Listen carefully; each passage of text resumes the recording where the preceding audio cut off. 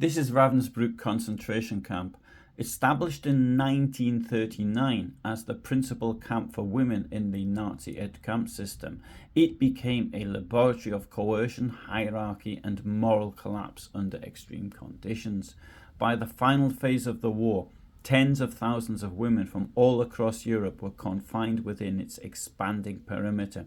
Political prisoners, resistance members, Jews, asocial, all those deemed mentally or physically unfit. Chronic overcrowding, disease, starvation and arbitrary violence defined daily life. Yet much of the camp's brutality was not administered directly by the SS, but mediated through prisoner functionaries who were granted power over others in exchange for obedience. Few figures illustrate this phenomenon more starkly than Carmen Mory, a Swiss national imprisoned at Ravensbruck. Mory rose to prominence within the internal camp system after being appointed block elder of Block 10, the ward reserved for prisoners classified as tubercular, mentally ill, or otherwise unfit for labour. Within a camp structure designed to erode normal moral boundaries, Mory accumulated an exceptional degree of authority. Survivor testimony consistently described Block 10 as a place of terror, even by camp standards. Beatings, deliberate deprivation of food and medicine, forced exposure to cold, and the use of lethal injections. What makes Ravensbruck and particularly Block 10 historically significant is the way responsibility became blurred. Prisoner overseers were themselves inmates, subject to SS control, yet endowed with sweeping discretionary power over life and death. In this environment, cruelty could become rationalized as discipline, survival strategy, or compliance with orders. At Nuremberg, Rudolf Höss, commandant at Auschwitz, referred to the brutality of some of the prisoner functionaries over other prisoners, and perhaps he was attempting to use this as a form of an excuse. Carmen Mory is one of the best documented female perpetrators within the camp system. Multiple witnesses, often independent of one another, describe specific acts, patterns of abuse, and incidents resulting in death. Her case was pursued vigorously after the war, leading to her conviction and suicide before her death sentence could be carried out. Yet Mory was not alone. Testimony repeatedly referred to other prisoners who functioned under her authority, raising difficult questions about complicity, coercion, and individual choice inside a system designed to destroy moral agency. One of those prisoners was Anne Marie Spoerry. Anne Marie Spoerry was born in 1918 into a wealthy Protestant family with dual French and Swiss citizenship. Her parents came from Swiss textile dynasties, and the family divided its time between Mulhouse, a Mediterranean villa, and an estate by Lake Zurich. German, French and English were spoken at home. Spoerry was described by her younger sister as a tomboy, affectionate, competitive, especially with her elder brother Francois, but emotionally distant and secretive. Educated partly in London, she later moved to Paris to study medicine at the Faculté de Médecine against her father's wishes. In 1940, Spoerry witnessed German troops enter Paris. Openly contemptuous of the occupation, she repeatedly crossed between zones on her bicycle. By late 1942, she learned that her brother Francois headed a local resistance réseau and soon set up a small network of her own in Paris, operating a safe house and assisting Allied operatives. Her activities were brief. In March 1943, she was betrayed, arrested by the Gestapo at Hôpital Hérold, held at Fresnes prison, and later deported. In January 1944, Spoerry was transported with hundreds of French women to Ravensbruck, Nazi Germany's principal concentration camp for women. The camp ultimately confined up to 123,000 women. Fewer than 30,000 survived. By mid-1944, it was overcrowded and brutal. Spori was assigned to Block 10, housing prisoners classified as tubercular or mentally ill. The block was run by Carmen Mory, a Swiss prisoner appointed by the SS as block elder and known for her exceptional power. Under Mory's authority, Block 10 became notorious.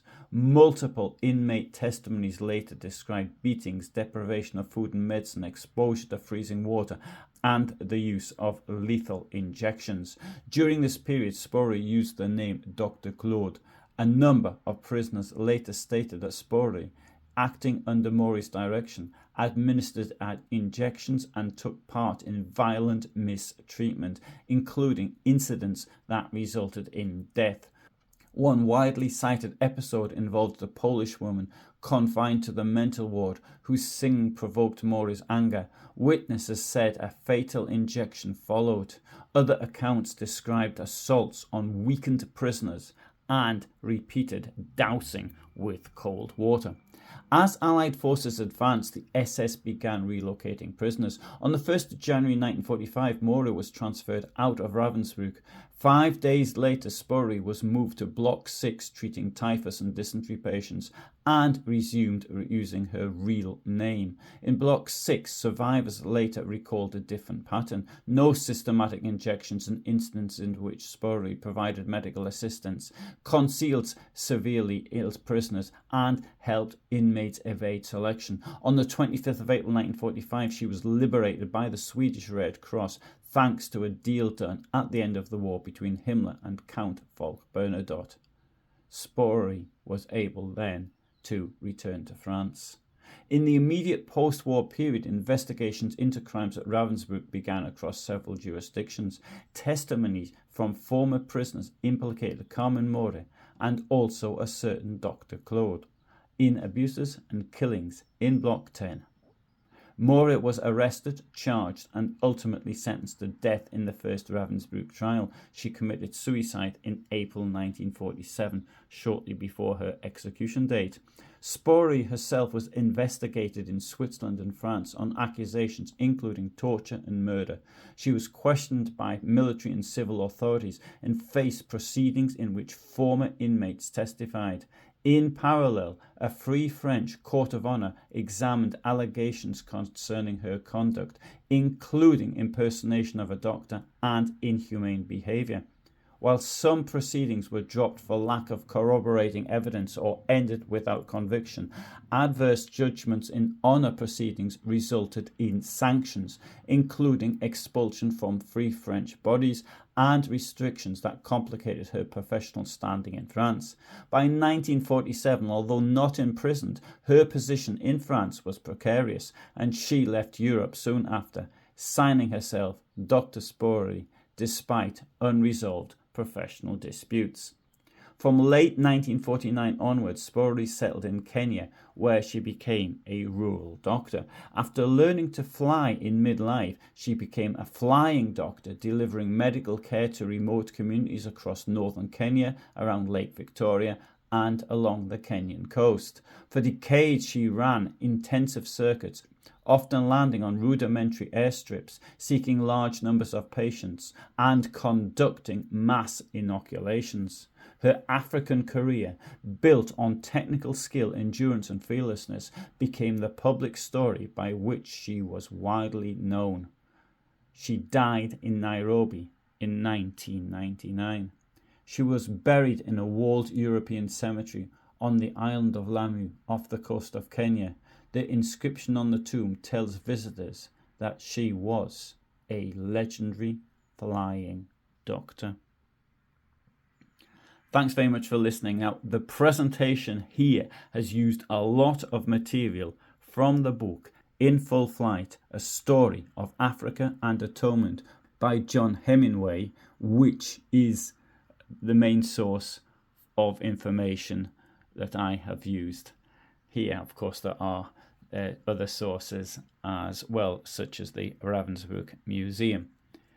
I upload every day at 2000 hours, And on Tuesdays and Fridays, I do longer videos such as this one, documentary style, or sometimes it may be just be me walking around somewhere, or sometimes I'm giving a talk, or sometimes I'm giving a live presentation. It depends. To know what I'm doing and when, then you can subscribe. If you subscribe, the only way to make this work, you have to press the bell button as well. And even then, it doesn't seem to work either very well.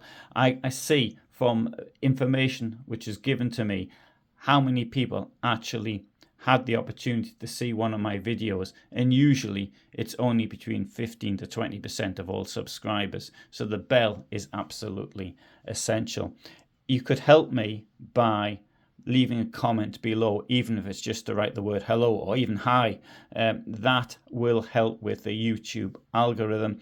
This is a major problem as my material is buried under piles and piles of AI slop, which isn't researched and can be knocked out in literally minutes, whereas something like this can take me months to actually do. I also offer channel membership. Membership costs £5, €6, or $6, and various other currencies as well. It currently gives you more than 800 members only videos. For the moment, thanks for listening. Bye for now.